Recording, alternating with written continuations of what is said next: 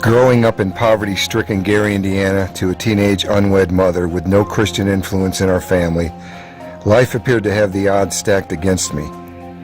My mom married a man who was more interested in doing drugs and smoking pot than in supporting me and my two half-sisters.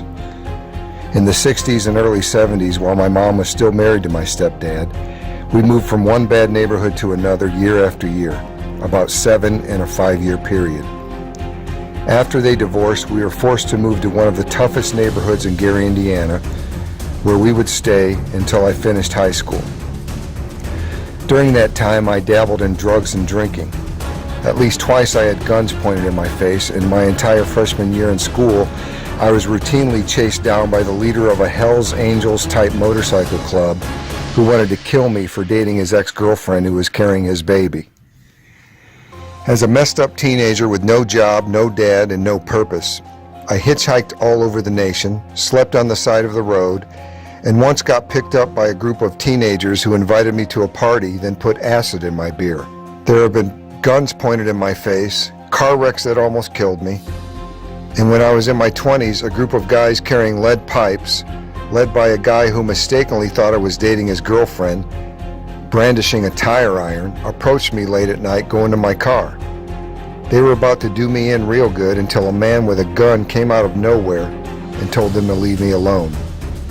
By the way, the guy who led that pack of hillbilly thugs told everyone that he was still looking for Michael Joyner and he was going to do me in when he found me. Not long after that incident, that man was in a car wreck that messed his brain up so bad he couldn't even remember who his friends and family were, let alone Michael Joyner. He forgot all about me. And I have no doubt that's what happens when you have a praying mom and grandma. Yet although most of these instances were a result of my very poor choices, God in His incredible mercy chose to keep me alive until I could give my life to Him. I shudder to think all I would have missed had I died in my youth. My incredible, beautiful wife, Michelle, there's not another woman in the world like her. My 3 boys, who I am so proud of and so blessed to be their daddy, who now follow God. And God even saved my daughter, who I had from a relationship with a girl when I was partying and living an irresponsible life. And now she is loving God and living strong for the Lord. Many of my relatives are now living as Christians also. And God has given me the desire of my heart as an actor and a comedian. I've starred in over a dozen faith-based films when it seemed like my career was over.